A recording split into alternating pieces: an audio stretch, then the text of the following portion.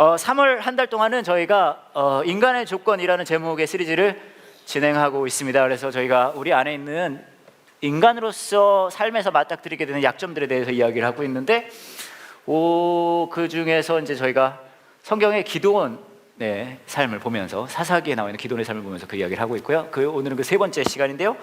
먼저 같이 말씀해 보시면, 오늘은 사사기 6장 33절부터 40절입니다. 들어오실 때 받으신 주보에 나와 있고요, 화면에 나와 있고요, 성경도 나와 있습니다. 저랑 여러분이 한 절씩 태그 매치를 읽어보도록 할게요. 모든 미디안 사람과 아말렉 사람과 동쪽의 다른 백성들이 함께 모였습니다. 그들은 요단강을 건너서 이스라엘 골짜기에 진을 쳤습니다.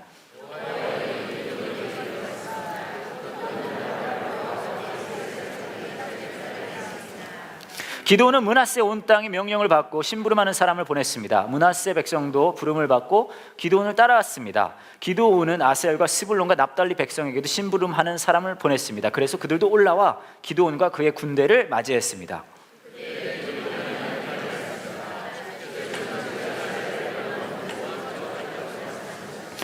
보십시오, 제가 타작마당에 양털 한 뭉치를 놓겠습니다. 양털에만 이슬이 맺히고 다른 땅은 모두 마르게 해주십시오. 그러면 주께서 저를 쓰셔서 이스라엘을 구원하시겠다고 말씀하신 것을 믿겠습니다.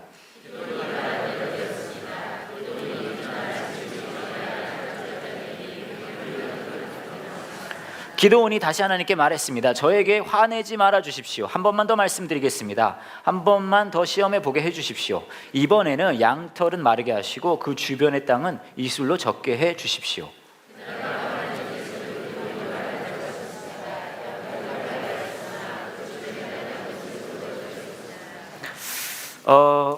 제가 얼마 전에 좀 재미있는 글을 하나 봤어요. 어떤 글이냐 하면, 인체에 대해서 우리가 잘 모르고 있는 신비한 사실을 10가지 정도로 해놓은 건데 굉장히 재밌더라고요. 그래서 제가 여러분에게 좀 읽어드리려고 하는데, 일명 인체에서 발견하는 10가지 신기한 사실입니다.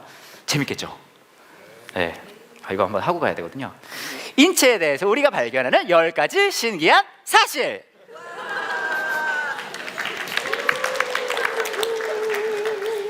있을 때 잘하세요. 갑니다. 자, 10가지 신기한 사실 첫 번째입니다. 깜짝 놀라실 거예요. 비누로 눈을 씻을 수 없다. 비누로 눈을 여러분 씻을 수 없어요. 혹시나 하실까봐 얘기해 드리는 거예요. 비누로 눈을 씻을 수 없습니다. 아시겠죠? 비누로 눈을 씻을 수 없어요. 두 번째, 당신은 당신의 머리카락 수를 셀 수 없다. 대단하죠? 머리카락 수를 셀 수 없어요, 여러분. 제가 봤는데 원숭이들은 시도를 하는 것 같더라고요. 그런데 셀 수 없습니다. 세 번째, 혀를 내민 상태에서 코로 숨을 쉴 수 없다. 대단하죠?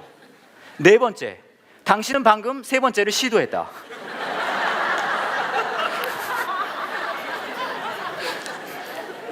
여섯 번째, 세 번째를 시도했을 때 개처럼 보이긴 하지만 가능하다는 것을 알았다. 너무 신기하지 않습니까? 일곱 번째, 당신은 속은 걸 알고 지금 웃고 있다. 여덟 번째, 당신은 다섯 번째를 건너뛰었다. 아홉 번째, 당신은 지금 다섯 번째가 있는지 확인했다. 열 번째, 당신은 지금 이것이 설교와 무슨 상관이 있을까 하고 생각하고 있다. 하나 여쭤볼게요. 재밌긴 한데, 나는 혀를 지금 살짝 내밀었다. 잠깐 손 들어보시겠어요? 야, 이거 봐요. 이게 믿음의 사람들입니까?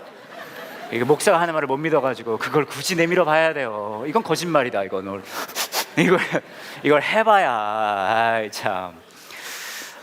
근데 제가 이걸 보면서 저도 해봤거든요. 보면서 저도 해봤어요. 그러다가 이제 이렇게 됐는데, 제가 느낀 것 중에 하나가 이거예요.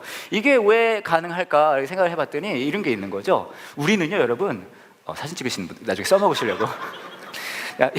이게 가능한 이유는, 우리는요, 우리 몸조차도 확신이 없어요. 그렇죠? 혀를 내면요 코로 숨을 쉴 수 없어요. 몰라요. 그러니까 해봐야 되는 거죠. 해봐야 되는. 근데 그것뿐만 아니라 우리 몸 안에 우리가 확신이 없는 부위들이 굉장히 많이 있잖아요. 물론 확신도 없고 자신도 없는 걸 제가 잘 알고 있지만, 근데 보면은 이 이야기는 우리 몸에 대한 확신이 없는 거지만, 잘 생각해 보시면 우리가 우리 삶을 살다 보면 우리가 만나게 되는, 우리가 한 달 동안 이야기하고 있는 내용 중에 우리의 약점, 그죠? 그거 중에 가장 큰 것 중에 하나는요, 확신 없음이에요. 불확신, 그렇죠? 노 확신. 확신이 없다는 거죠. 그러니까 몸뿐만 아니라 여러분 잘 생각해 보시면 여러분이 지난 시간 동안 했던 결정이나 혹은 과정을 봤을 때 너무 힘들고 어렵고 괴로웠어 라는 그 순간들은요, 잘 생각해 보면 그때에 내가 삶에 대한 확신이 없었던 순간이 굉장히 많으셨을 거예요. 아마 어쩌면 지금도 여러분의 삶 속에 내가 지금 걸어가고 있는 삶에 대해서 확신이 없기 때문에 힘들어하시는 분들도 굉장히 있을 것 같다는 생각이 듭니다. 우리가 맞닥뜨리게 되는 삶의 큰 약점 중에 하나죠. 제가 그래서 좀 생각해 봤거든요. 왜 우리는 우리 삶에 확신이 없을까? 제가 고민을 해봤어요. 근데 이것을 깨닫게 되는 경험을 제가 사실 최근에 했습니다. 어떤 경험이냐 하면요, 요한 목사님이 이제 저한테 메일을 한번 주셔서 문자를 한번 보내주셨는데, 어떤 내용이었냐면 3, 4개월 전 일이에요. 그 요한 목사님 형님이 계세요. 수원에서 이제 사역을 하고 계시는 요셉 목사님이신데, 그분이 요한 목사님한테 연락을 한 거예요. 그래서 무슨 내용의 얘기를 해주셨냐 하면, 요셉 목사님 친구가 있는데, 미국 분이세요. 근데 홍콩에 가실 일이 있다가 미국으로 가는 길에 한국에 들르신대요. 그래서 요셉 목사님 하시는 이야기가, 이 목사님이, 이 친구분이 한국에 있을 때 설교를 하면 참 좋을 것 같은데, 문제는 요셉 목사님 교회에는 영어권 교회가 없거든요. 근데 우리는 있잖아요, 그렇죠? CIC라고 크리스천 인터내셔널 처치가 있어요. 그래서 너네 있다고 내가 들었는데, 그러면 이분 데려다가 너 설교 좀 시킬래? 라고 이제 요한 목사님한테 얘기를 한 거예요. 그래서 요한 목사님 한 거죠. 그래서 이제 저한테 문자를 보내서 한 이야기가, 이분이 이제 토요일 날 들어오는데, 한국에, 홍콩에서 밤 늦게 오시거든요. 한 11시쯤. 근데 문제는 요한 목사님이 굉장히 극아침형 인간이에요. 그래서 막 새벽 4시에 일어나요. 그리고 막 밤 8시면 막 해롱해롱거리고. 그래서 저는 상상해 봤거든요. 새벽 4시에 일어나는 요한 목사님의 뒷모습을. 완전히 어르신 느낌 아닙니까? 머리 하얘가지고 새벽 4시에 막 일어나면. 여하튼, 그런데 저는 완전히 진짜 심야형 인간이거든요. 저는 밤 10시부터 살아나기 전에 영원히 깨어나요. 그래서 막 새벽 3시 막 그때 자거든요. 그러니까 저가 자고 좀 있으면 요한 목사님이 일어나요. 그런 상황인 거죠. 내용은 이제 저보고, 그럼 데리러 가라 네가, 그렇게 알겠다 그랬어요. 그래서 토요일 밤에 이제 들어오셔서 한국 대전 내려오시고, 그 다음에 이제 주무신 다음에 일요일 아침에 CIC 가서 설교를 하시기로 하셨는데, 그래서 제가 이제 생각을 한 건, 오시면 저한테 연락을 주신다는 거예요. 그래서 집에서 이제 놀고 있다가 연락이 근데 안 오는 거예요. 8시 공항 도착이면은 제가 도룡동에서 픽업을 하기로 했는데, 한 10시 반, 11시잖아요. 12시가 돼도 연락이 없어요. 그래서 좀 걱정이 된 거죠. 이분 전화를 못 하는 상황인가? 그래서 걱정이 돼서 제가 어떻게 했냐면요, 도룡동 그 공항 버스 픽업하는 데 갔어요. 가서 제가 무슨 짓을 했냐면요, 오는 공항 버스마다 제가 다 안에 들어가서 확인을 했어요. 이분이 들어있는지 안 들어있는지. 제가 그날 처음 알았어요. 대전에 오는 공항 버스가 몇 분 간격으로 있는지 아십니까? 15분 간격으로 있어요. 그러니까 제가 거기 대기하고 있다가 15분 있다가 버스 가면 들어가서 한번 확인해보고, 더 웃기는 건 기사 아저씨가 내리는 걸 기다리고 있다가요, 기사 아저씨가 내려서 이거 뭐죠? 버스 배에서 짐을 이렇게 빼잖아요. 그거 빼면 제가 이제 올라가서 확인하고 이거를 이제 한 거예요. 밤 11시 반 정도부터 그걸 한 거죠. 그걸 했는데 여러분, 새벽 2시 반까지 이분이 없는 거예요. 생각해보세요. 제가 얼마나 많은 버스를 확인했는지. 네, 저는 그날 처음 알았어요. 여러분, 인천공항에서 대전 오는 막차는요, 새벽 2시면 끝납니다. 그 2시부터는 버스가 안 와요. 그 막판에는 제가 너무 걱정이 돼서, 이 버스 제가 못 볼 때 내리셔서 호텔 가셨나 해서 호텔 가서 확인해보고, 혹시 내가 못 봐서 복합터미널까지 갔을 수도 있으니까 거기 와서 확인해보고, 새벽 2시에 그걸 한 거예요. 왔다 하고 15분마다 버스 들어가서 확인해보고 그걸 막 한 거죠. 근데 이분이 없어요. 그래서 이거 너무 제가 스트레스가 막 쌓이는 거예요. 내가 왜 이러고 있지? 그런 생각에서, 이러면 나만 괴로운 거잖아요. 어떡할까 생각을 해보다가, 그래서 제가 새벽 2시 반에 요한 목사님한테 전화를 했죠.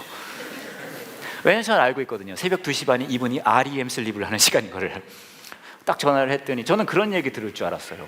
아, 써니야, 역시 너는 착충종이구나. 착하고 충성된 종이구나. 이렇게 딱 얘기를 하니까 또 가서 그렇게 했고, 전 칭찬받을 줄 알았거든요. 근데 뭐라 하냐면은, 야, 왜 없으면 그냥 집에 가지, 왜 아직까지 그러고 있냐고. 아이씨, 진짜. 여하튼 그랬어요. 그러고는 이제 끊고 저는 이제 집에 갔는데, 그때까지 연락이 없는 거예요. 다음날 확인을 해보니까 어떻게 된 일이냐 하면, 전 진짜 걱정 많이 했거든요. 이분이 막 부산 가고 막 그러면 안 되잖아요. 어디 막 납치되고 그럴 수 있으니까. 근데 어떻게 된 일이냐 하면은요, 그 다음 주에 오시는 거였다고. 그날이 아닌 갭이요. 그 다음 주 토요일. 그 다음 주 토요일에 제가 나갔어요. 10시 반에 오셨어요. 저한테 전화를 하셨어요. 심지어는 공항버스 같이 탄 분의 전화기 빌려서 도령동 pick me up 도령동. 그래서 제가 얼마나 마음속으로 그런 아름다운 깊은 빡침의 생각이 들었는지 몰라요. 근데 제가 그때 깨달았어요. 왜 우리 삶 속에 불확신이라는 게 생기는지 아십니까? 왜 이 세상이 우리에게 끊임없이 확실치 않아 보이는지 아십니까? 왜 우리가 그렇게 불안에 떠는지 아십니까? 제가 이 사건을 겪고 깨달았어요. 왜냐하면요, 아무 데서나 가르쳐주는 거 아닙니다, 여러분. 왜냐하면 우리는 다음에 무슨 일이 벌어질지 모르기 때문이에요.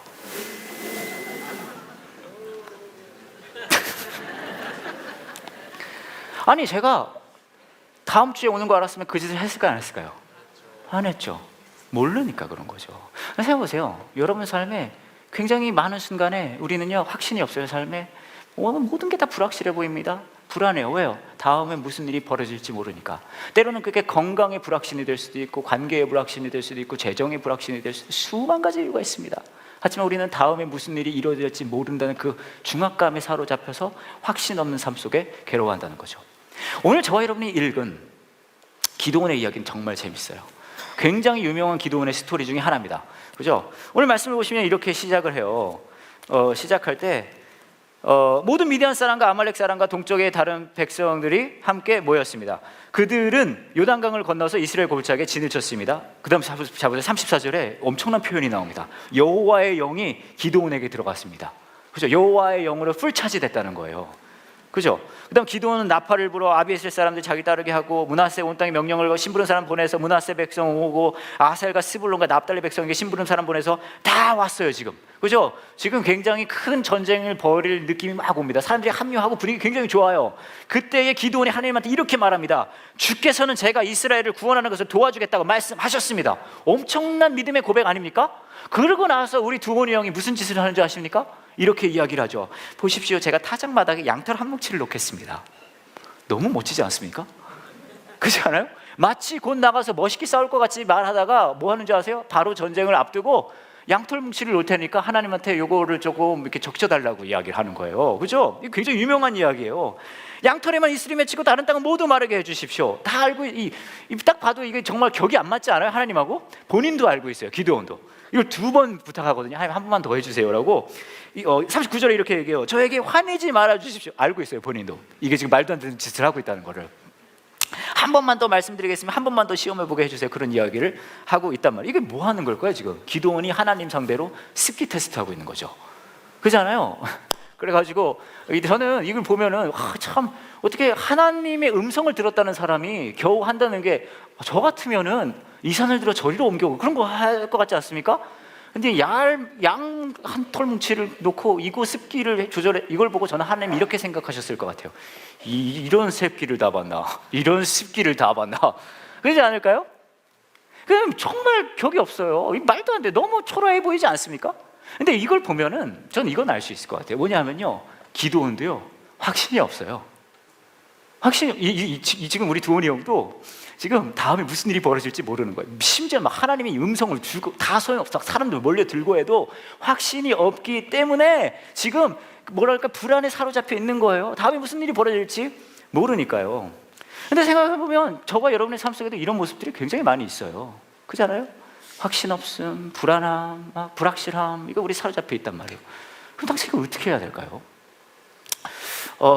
제가 여러분에게 이제 와플 이야기를 좀 해드리려고 그러는데, 혹시 와플이라는 단체를 들어보셨습니까?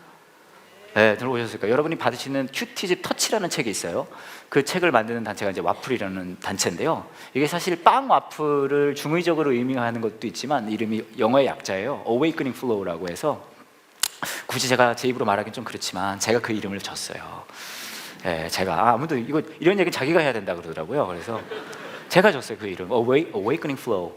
근데 이게 어떻게 시작이 됐냐 하면 한 7년 전 일이었던 것 같은데 요한 목사님하고 저하고 이 산타모니카 캘리포니아의 비치에 있었어요. 그 해변가에 있으면서 해가 지는 걸 보면서 이 남자들이 할 수 있는 그런 분위기 있는 대화 있잖아요. 그런 대화를 하고 있었거든요. 오늘 저녁은 뭐 먹지? 막 그런 거요. 이런 얘기를 하다가 요한 목사님이 이제 그런 얘기를 하는 거예요. 뭐 우리 교회 많이 나오시는 분, 오래 다니신 분들은 아시겠지만 요한 목사님이 하신 얘기가 이제 한국의 교회가 교회 밖 사람들이 과 소통하기에는 너무 지루하고 재미없고 뭐라 그럴까 너무 종교적인 것 같아서 그것을 조금 더 예술적이고 창의적으로 돕는 일을 하고 싶다, 그런 얘기를 하셨어요. 그래서 그거에 근거해서 이제 만든 단체가 와플이라는 단체입니다. 그래가지고 처음 시작했을 때는 후원해 주시는 분들도 많이 계셨고 또 한 기업에서 후원금을 또 많이 내주셨어요. 그래가지고 이제 그걸 가지고 공연도 하고 세미나도 하고 막 여러 가지 것들을 많이 했단 말이에요. 그렇게 한 2년 정도를 했는데 그러고서 막 직원도 많이 뽑고 그랬어요. 그러다 무슨 일이 벌어졌냐 하면 그 기업이 후원을 이제 더 못하겠다고 이야기를 해주셨어요. 근데 문제는 우리의 모든 그것들이 거기에 달려 있었거든요. 거기에 더해서 저희가 그 후원을 받아서 빚을 갚으려고 했었어요. 그 빚이 얼마 정도 됐냐면 한 1억 한 2, 3천만 원 정도 됐었어요. 근데 문제는 이제 우리가 그 돈이 없는 거죠. 아무리 백방으로 다녀도 이것을 마련할 방법이 없던 거예요. 그래서 이제 요한 목사님하고 이제 얘기를 한 게 이제 그만해야 되겠다라고 생각을 했어요. 그만하자, 이거 돈이 없다, 이건 어쩔 수 없다. 그래서 이제 딱 결정을 내리고 있었는데 갑자기 요한 목사님이 오늘 이게 사단법인이기 때문에 좀 과정이 있거든요. 그거 시작할 때쯤에 저한테 그러는 거예요. 전화를 해서 야 써니야, 우리 하나만 좀 시험해보자, 그런 얘기를 하는 거예요.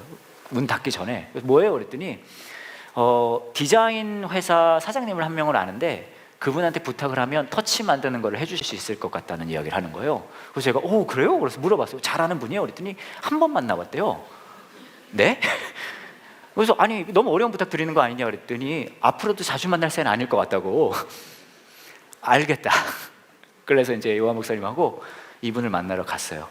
이 디자인 회사 그 사장님을, 대표님을 만나러 갔는데 요한 목사님 둘이 갔단 말이에요. 꼭 어려운 얘기를 할 때는 혼자서는 안 가요. 여하튼 가서 이제 딱 앉아서 이야기를 하는데 이분은 사실 우리가 이런 생각을 가지고 있는 건 전혀 모르는 상태에서 한 번 만난 목사님과 그와 따라온 목사 같지 않는 사람 하나를 같이 만나고 있는 거예요. 그런데 이제 처음부터 돈 달라는 얘기를 해달라는 얘기를 할 수 없으니까 막 말도 안 되는 얘기부터 하는 거예요. 자녀는 몇 분이세요? 어이구 중학생이에요. 어이구 어려우시겠다. 막 이걸 1시간 한 거예요. 이걸 1시간을 하다가 막 서로 이제 막 계속 팔꿈치를 미는 거죠. 네가 얘기해. 그러다 결국 말씀을 드렸어요. 아, 저희가 와플이라는 걸 하는데 우리가 이런 꿈이 있고 이런 걸 하고 싶어요. 다 말씀을 드렸더니 이분이 굉장히 어려운 표정을 하시고 저에게 답을 주셨는데 그 답을 듣고 저희가 굉장히 실망했어요. 왜냐하면 이렇게 답해 주셨거든요. 기도해 보겠습니다. 아, 이건 아니네. 씨. 우리 업계 쪽 사람은 다 알고 있거든요. 사실 교회에서의 답은 2개로 정해져 있어요. 하겠습니다, 아니면 기도해 보겠습니다. 기도해 보겠습니다. 끝났구나, 그만해야 되겠다. 그래서 우리도 말씀드렸어요. 알겠습니다, 저희도 기도해 보겠습니다. 그리고 나왔어요. 그리고 한 일주일 지났나? 그분한테 연락이 왔어요. 뭐라고 해주셨냐 하면 하시겠다고. 그래서 그때부터 지금까지 우리 터치의 디자인은 그 디자인 회사에서 무료로 해주고 계세요. 근데 이게 다 해결이 아니었거든요. 저희가 이 빚이 1억 한 2, 3천 있었는데 그것은 외국인 노동자인 저는 어떻게 할 수 없으니까 요한 목사님이 이름으로 대출을 받아가지고 막 집 담보 맡기고 막 그래가지고 그걸 이제 다 해결을 하고, 그리고 이제 직원들 다 내보내고 막 그때도 막 울고 불고 막 난리 났었어요. 막 그러고 어떤 분들은 또 우리 돈 드려야 되는 회사에서 거기서 돈 못 받아서 못 받으니까 담당자 오셔가지고 막 우시면서 돈 이거 주셔야 된다, 잘못했다, 막 그런 일들이 있었습니다. 그래서 어떻게 와플을 살려놨어요. 그래서 많은 일들을 하던 걸 다 줄이고 직원도 다 내보내고 딱 2개만 했어요. 그때부터 뭐냐 하면 여러분이 받으시는 터치라는 책을 만들었고요, 또 하나는 발가락 프로젝트라는 공연을 서울에서 진행을 했습니다. 근데 문제는 2개 다 돈이 되지 않아요. 여러분 터치 보셨죠?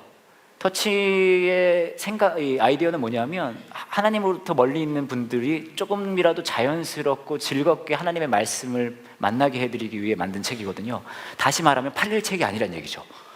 이거는 교회에 다니는 사람도 살 리 없고 안 다니는 사람도 살 리 없는 책이에요. 그걸 열심히 만들었고요. 또 발가락 프로젝트는 저희 공연을 한 다음에 그러니까 입장료를 받는 게 아니라 끝나면 모금을 했습니다. 그래서 그 모금한 금액을 저희가 갖는 게 아니라 다른 단체들을 도와줬어요.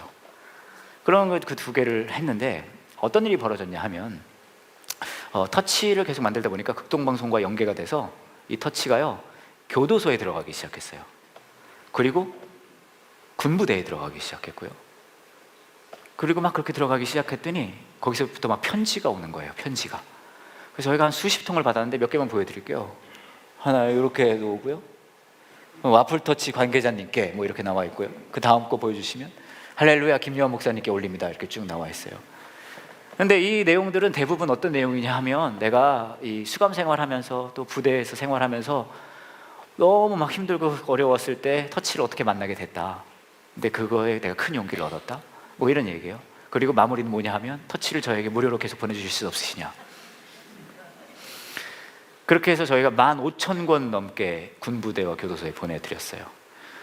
그리고 나서 이 이야기가 흘러서 어디 가게 되냐면은 이제 외국에 있는 분들도 좀 알게 돼서 이런 편지를 저희가 받았어요. 안녕하세요. 와플 터치를 읽다가 제 소자에게 전해진다는 글을 읽고 매달 돈을 보내려고 생각을 하고 많은 금액은 아니지만 동참하고자 보내드립니다. 유용하게 사용하세요 하고 미국에서 김부순이란 분이 20불짜리를 편지에 넣어서 저희에게 보내주셨어요. 그래서 진짜 많은 막 수십 개의 교도소와 수십 개의 군부대에 이게 막 들어간 거예요. 또 한편으로는 발가락 프로젝트 말씀을 드렸는데 저희는 사실은 이게 금방 망할 걸로 생각을 하고 있었거든요. 근데 저희가 벌써 35번째를 진행하고 있고요. 지금까지 굉장히 많은 단체를 도왔습니다. 기아 대체, 시리아 난민 단체, 그리고 저희 교회에 한번 오셨었죠. 이종락 목사님 기억나세요? 베이비박스 주사랑 공동체도 저희가 도왔고요. 그래서 정말 선한 뭐랄까요? 그런 기부가 자리 잡는 일들을 했어요. 근데 그리고 또 가장 감동적인 것은 그렇게 해왔는데 지난 1월에 2달 전이죠. 저희가 빚 1억 3천만 원을 다 갚았습니다. 다 갚았어요. 한 5년 걸렸어요. 근데 저는요 여러분 아직 기억하거든요. 뭘 기억하냐면 추운 날이었어요. 5년 전에 그 홍컴 대표님을 만나러 가는 그날을 기억해요. 저랑 요한 목사님 앉아가지고 계속 서로 팔꿈치 치면서 네가 얘기해. 그리고 그분이 기도해 보겠습니다라고 얘기하셨을 때는 우리 이제 끝났거든요. 문 닫아야 되겠다고 생각했거든요. 근데 그것을 넘어서서 이런 일들이 벌어졌더라고요. 근데 제가 이제 여러분의 눈빛을 쫙 보니까 제가 이 와플 이야기를 딱 드렸더니 여러분들의 눈빛이 이런 귀한 일을 하는 와플이라면 나도 도와야 되겠다라는 눈빛인 것 같아요. 진짜로. 제가 사실 이 얘기 안 하려고 그랬는데 여러분들의 눈빛이 다 막 나도 꼭 도와야 되겠다 막 이런 눈빛이라 제가 얘기 안 하려고 그러는데 그런 분들을 위해서 주변에 보시면 후원 신청서가 있습니다. 이렇게 생겼고요. 네, 이렇게 생겼고요. 아니 안 하셔도 돼요. 꼭 하시란 말씀이 아니라 눈빛을 보니까 다 그러신 것 같다고요. 뭐 또 계속 힘들면 되니까 우리는 그냥 어렵고 힘들게 하면 되니까 신경 쓰지 마세요. 그냥 우리가 그냥 터치 하나 더 안 보내면 되죠, 뭐 그죠? 예. 한 달에 10,000원 후원해 주시면 한 재수자에게 터치가 찾아갑니다. 그리고 뭐 그걸로 공연도 만들고 막 하니까요. 여하튼 그 얘기는 그 얘기고요. 이름하고 연락처에서 헌금 부동에 넣어주시면 저희가 팔로우업 해드리거든요. 자, 그 얘기는 그 얘기고 제가 생각했어요. 무슨 생각을 했냐면요. 목사도 별거 없구나. 여러분 목사님들이 다 막 엄청난 믿음을 가지고 막 환상을 보면서 그런 꿈도 꾸지 마세요. 저랑 요한 목사님은 그 순간에 전 기억해요. 완전 포기했었어요. 끝났다. 근데 저희가 깨달은 건 뭔지 아십니까? 지난 5년의 세월을 되돌아봤을 때 우리는 끝났다고 생각했을 때 하나님 끝이라고 생각을 안 하셨던 거죠.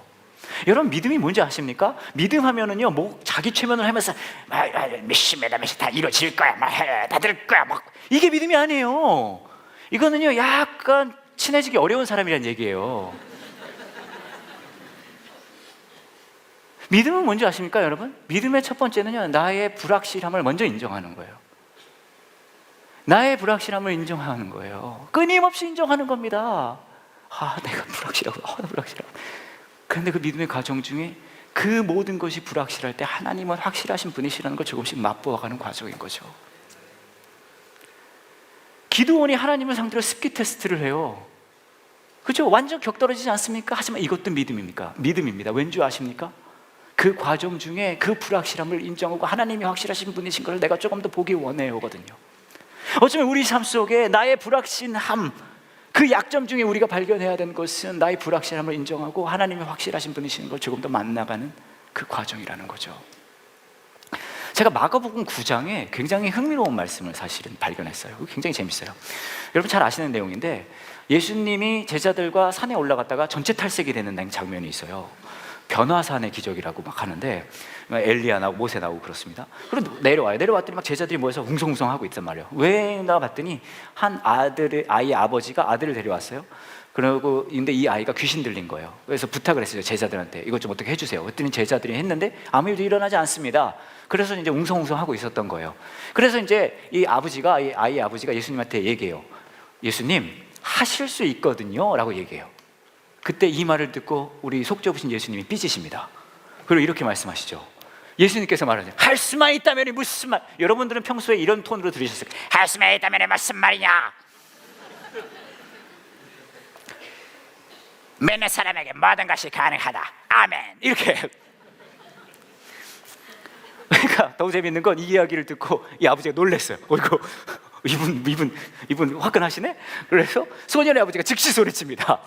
뭐라고 하냐면 제가 믿습니다라고 소리치는 거예요. 근데 전 이게 너무 재밌어요. 잘 보세요. 제가 믿습니다라고 얘기했는데 뭐라고 얘기하냐면요, 제 믿음 없는 것을 도와주십시오. 이 사람은 믿는다는 걸까요? 안 믿는다는 걸까요? 이게 뭐예요 이게? 믿습니다. 믿지 못하는 걸 도와주세요.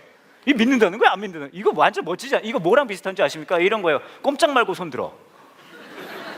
그죠? 그잖아요. 문 닫고 나가? 이런 맥락이에요 이게. 그잖아요. 믿습니다. 믿지 못하는 걸 도와줘. 이게 뭐 당시에 무슨 말이에요 이게? 이게 무슨 말인지 아십니까? 믿지 못하겠는데 믿고 싶다는 거죠. 여러분 믿음은 믿음 이게 아니에요. 믿음 뭔지 아십니까? 못 믿겠어요예요. 확신이 없어요예요. 너무 모든 것이 불확실해서 제가 지금 너무 불안해요예요. 그리고 여기서 하나 더 가서 하지만 제가 알기로는 하나님은 확실하신 분이시라는 걸 제가 기억해요예요. 여러분의 삶의 불확실함이 여러분을 짓누르는 순간들이 끊임없이 옵니다. 믿음의 사람이 해야 할 일이 뭡니까? 첫 번째는요, 그거 인정하는 거예요. 여러분 아무것도 아니라는 것. 그리고 가는 거죠. 하지만요 하나님, 제가 기억하기로는 하나님은 확실하신 분이시라는 걸 제가 기억해요. 그걸 제가 누리기 원합니다. 저희 교회에 오 장로님이란 분이 계십니다. 그분 아들이 세 분이 계신데 삼형제죠. 근데 이 삼형제 분이 굉장히 흥미로운 게 결혼을 역순으로 했어요. 막내 먼저 결혼하고 둘째 결혼하고 그다음에 가장 큰 이제 형이 마지막에 결혼했거든요. 굉장히 질서 없는 집안이에요. 근데 그러다 보니까 어떤 일이 벌어지냐 하면 큰 형님이 굉장히 늦은 나이에 결혼을 한 거죠. 그래서 이제 그렇게 됐는데 저는 그걸 기억하는 게 그 결혼식을 제가 사회를 봤거든요. 여하튼 이제 결혼을 했었어요. 굉장히 늦은 나이에 결혼을 하고 이제 아이를 가지려고 이제 할 거 아니에요, 당연하게. 근데 아이가 생기지가 않는 거예요. 그래서 몇 년 동안 이제 생기지 않았어요. 그러다가 아이가 생겼어요. 그래서 저희가 알려주셨어요. 그래서 우리가 너무 잘 됐어요, 너무 좋아요. 그리고 막 모두 기뻐했어요.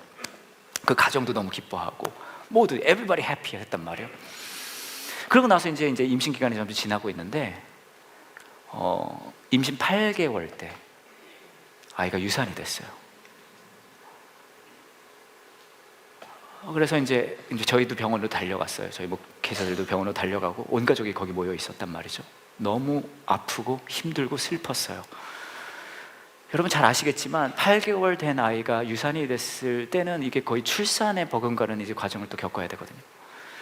그 과정이 너무 힘들고 마음 아파서 이 아이의 장례식을 또 조그맣게 하셨어요. 저희도 그 자리에 갔었었고 너무너무 힘들었고 또 위로를 해드렸었습니다. 그래서 이제 좀 시간이 지났는데 작년 12월이었어요. 4개월 전이죠. 연락을 받았는데 이 가정이 쌍둥이를 낳았다는 거예요. 아들 하나, 딸 하나. 더 놀라운 사실은 그 집은 이 오장로님에겐 손주가 전부 아들이었거든요. 그 어려운 딸 낳는 일을 이 집이 해낸 거예요. 그래서 너무 기뻐가지고 전화했어요 이분한테. 잘 됐어요, 축하드려요 막 했거든요. 근데 이분이 저에게 이런 말씀을 하셨어요. 하나님께 감사할 뿐입니다, 그렇게 말씀하시는 거예요. 근데 여러분, 솔직히 말해서, 들으실지 모르겠지만 솔직히 말해서 이게 감사할 일입니까? 객관적으로? 결혼도 늦게 했고요, 아이를 가지려고 했는데 또 그런 유산이 있었고요, 안 되고 이제 겨우 난 거예요. 이게 감사할 일입니까?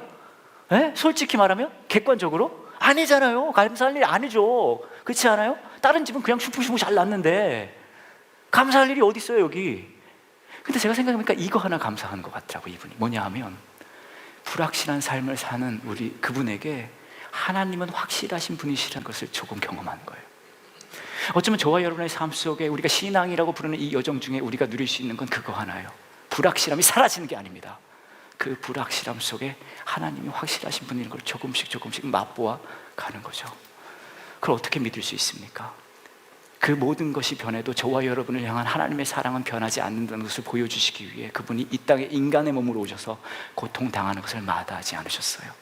십자가의 사랑은 저와 여러분에게 늘 보여줍니다. 세상 모든 것이 바뀌어도, 모든 것이 불확실해도 하나님의 사랑만은 변하지 않을 거라고요. 제가 한 자매한테 들은 이야기가 있는데요, 이 자매가 굉장히 삶에 어려운 상황을 겪고 있었던 때였대요. 너무 힘들고 어려워서 내가 누구를 의지하고 살아야 되나 막 그런 상황이었었다고 이야기를 하더라고요. 근데 이 자매가 하는 얘기가, 그렇게 내가 누구를 의지해야 되나 그런 상황이었는데 은행을 가서 그 질문에 대한 답을 들었다는 거예요. 어떻게 그랬어요? 라고 물어봤더니 은행에 가서 앉아 있었대요. 딱 앉아 있었는데 또 막 고민하고 힘들어하는 거죠. 너무 힘들다, 누구를 의지해야 돼 그랬는데 은행에 계시는 그 직원 한 분께서 이렇게 말씀을 해주셨다는 거예요. 주 하나님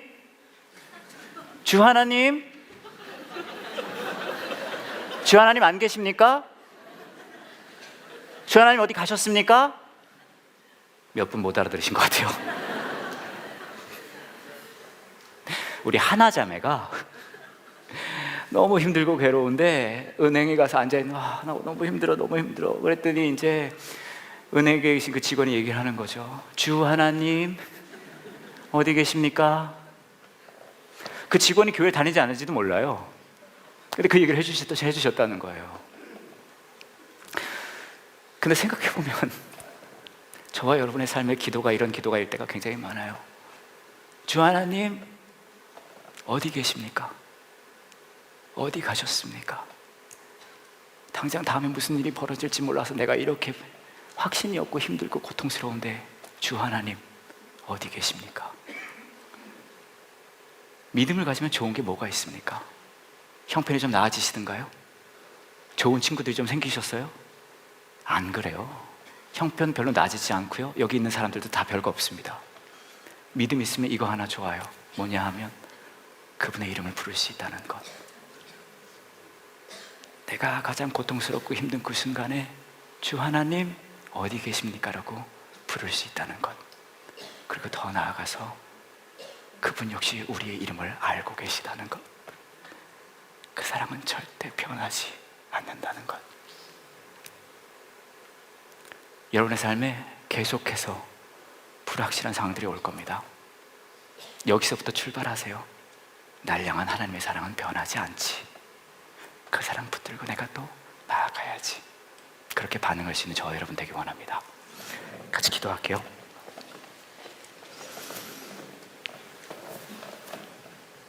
이상하게 같이 기도하실 때 여러분 중에 어쩌면 지금 이 순간에 삶의 불확실성의 무게가 여러분을 누르고 계시는 분들, 그런 상황에 있는 분들도 있으실 수 있을 것 같아요. 이 시간에 기도할 때 여러분의 그런 마음을 하나님 앞에 정직하게 내어놓았으면 좋겠습니다. 어쩌면 이런 기도 좋아요. 주 하나님 어디 계십니까? 어디 가셨어요? 내 삶의 이 다음 단계에 어떤 일이 벌어질지 모르는 이 순간에 저는 하나님이 보이지 않아요. 좋은 기도예요. 어쩌면 여러분 중에서는 그 삶의 불확실성 때문에 그것이 마음에 큰 상처나 아픔으로 남아 계신 분들도 있으실 수 있을 것 같아요. 그럼 기도하셔도 돼요. 하나님, 제가요 너무 마음이 아프고 너무 힘듭니다. 어쩌면 여러분의 삶 중에 재정적인 불확실성, 혹은 관계적인 불확실성, 미래에 대한 불확실성, 어떤 게 될 수도 있어요. 그것이 여러분의 마음을 많이 누르고 있는 분들도 계실 수 있을 것 같아요. 그것도 내어놓으면 좋을 것 같습니다. 하나님, 제가요 숨을 쉬기도 어려운 그런 상황에 있습니다. 하나님, 마음이 너무 답답합니다. 그렇게 여러분의 마음을 하나님 앞에 내려놓으실 때 여러분의 마음에 지금도 말씀하고 계시는 그 하나님의 음성이 들리셨으면 좋겠습니다.